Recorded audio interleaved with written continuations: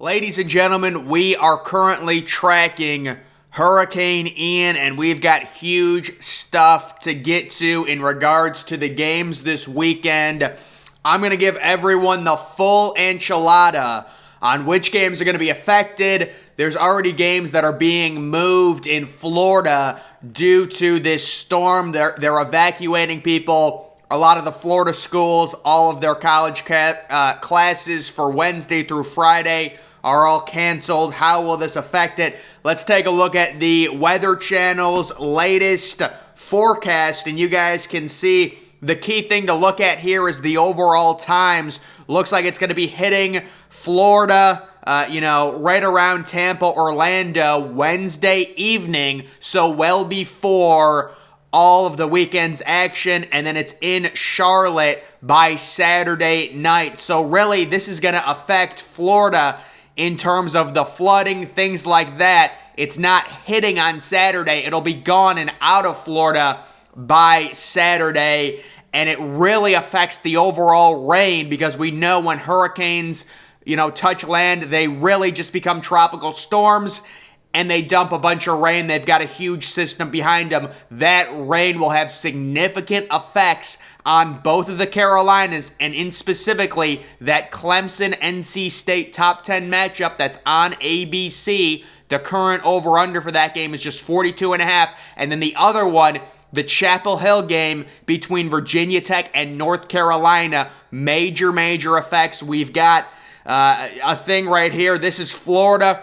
So there was a lot of speculation. The Florida Eastern Washington game, what would happen to it? Would they move it to Eastern Washington's campus where we get a crazy, situation where Florida is playing on that blood red field? It would be so good for college football. Florida, basically in a no-win situation, says that they're moving their game 24 hours, and it's going to start at Sunday at noon. So again, I would say Florida's in a no-win situation. Obviously, you don't want to play on the road at an FCS team.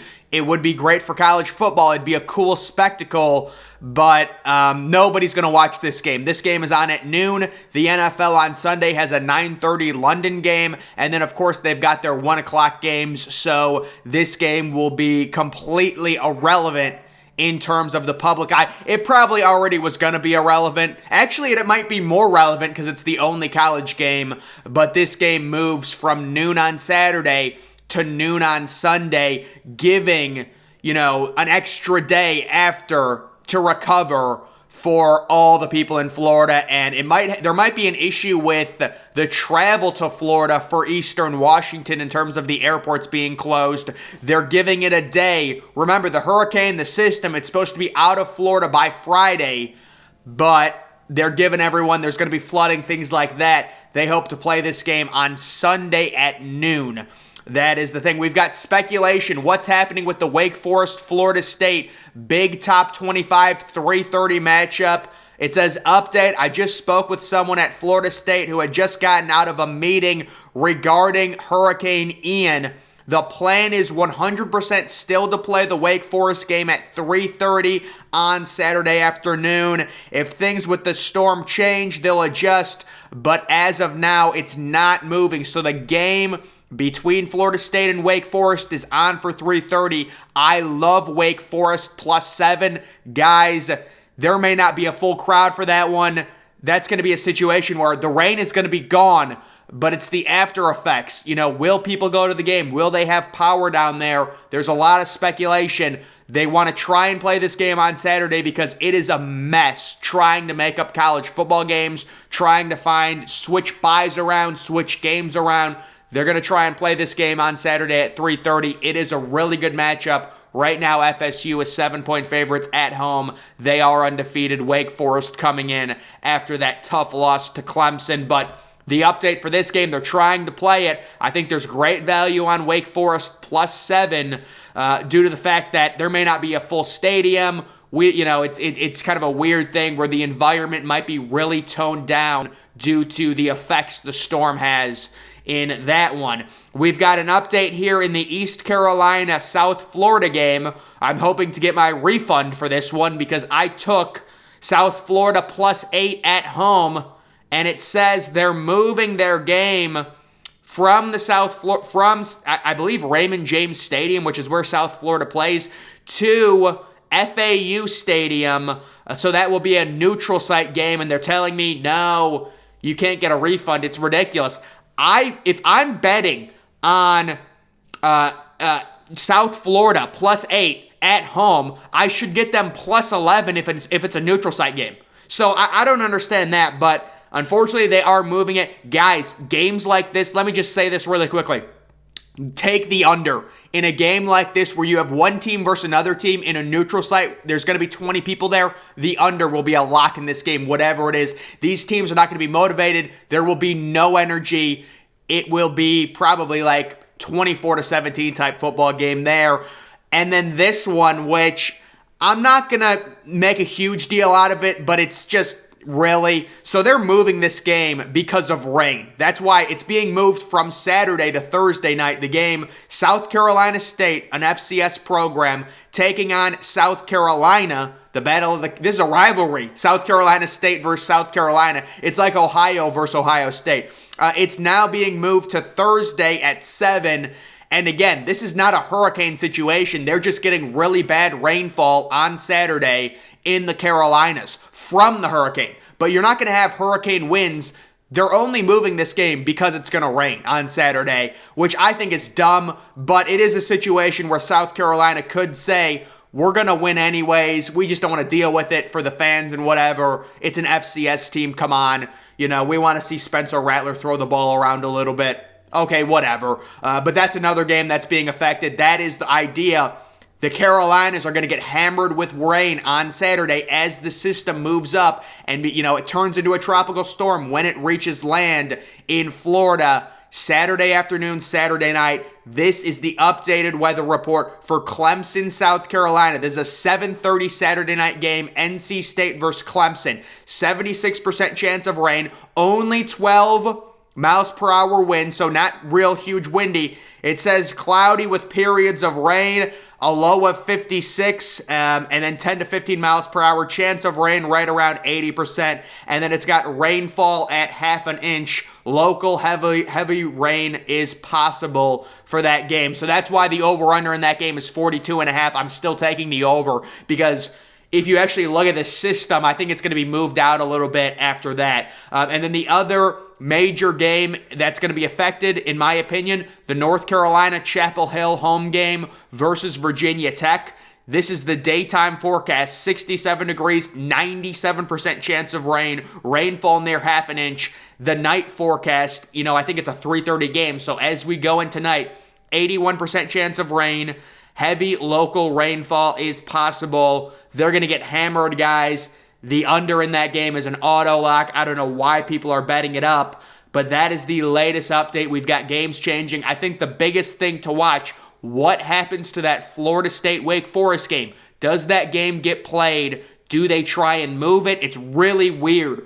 FSU is in a situation, it's almost a lose-lose unless you change your bye weeks around and you give Wake Forest and FSU both their bye weeks this week, and you change other games around in the schedule to try and make this game up later in the season. Because if you play this game on a Sunday, you're completely, your crowd is going to be cut in half. There's going to be no energy. It's a top 25 matchup. This is not a good situation for Florida State because they are at home.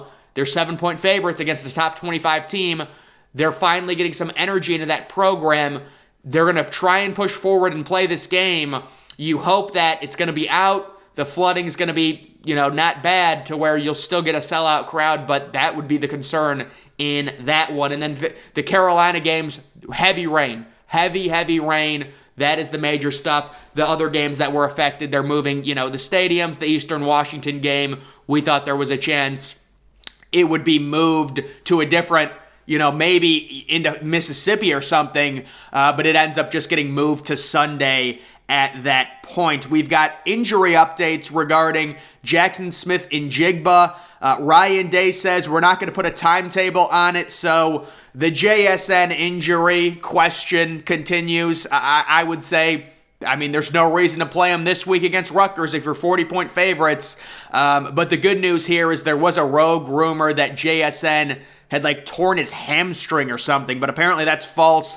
And he's still dealing with, kind of a day-to-day thing. So I'm guessing they're not going to play him against Rutgers. We'll see against Michigan State. I'm sure Ohio State probably be 17-point favorites on the road at Michigan State. That is the matchup next week, and we'll see if he plays then. Aiden OConnell, the update on him, there is no update. Guys, the college and injuries, they just don't disclose injuries.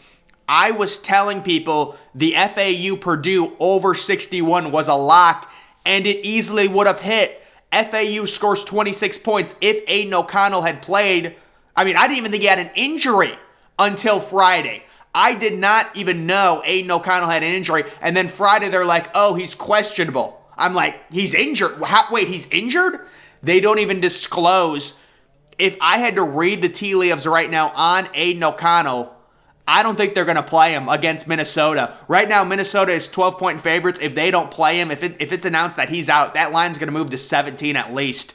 Because it's a situation, I don't even know his injury because they just don't disclose anything. So we will see. Purdue is at Minnesota. If they want to play it safe, sit him out. You're probably going to lose anyways to Minnesota, but, we'll see. Your guess is as good as mine with these college injury stuff. We've got Luther Burden, the former number 3 overall player from the, I believe, 2021 recruiting class, 2022 recruiting class. He is a true freshman at Missouri, and he has deleted all of his stuff off of social media, and he's posted a little Instagram story saying, patiently waiting. So, not a good situation for pretty much all of college football here outside of Alabama and Georgia. If Luther Burden, the number 1 overall receiver, does decide to transfer, my guess is it's either going to be Georgia or Alabama, which obviously would not be good for the rest of college football. We've got this kind of interesting thing with Minnesota. So you take a look at Minnesota's remaining schedule, and part of this is because the Big Ten West is horrible. But Minnesota's got a legitimate chance to go 11-1 or 12-0. Purdue at home, easy win, I'd say. Aiden OConnell might not even play. At Illinois has got to be a win. At Penn State, that's the game they could lose, and that's Penn State's whiteout. That is Penn State's whiteout game. Versus Rutgers is a win. At Nebraska's a win. Versus, Northwestern's a win. Versus, the Big Ten West is really bad, guys.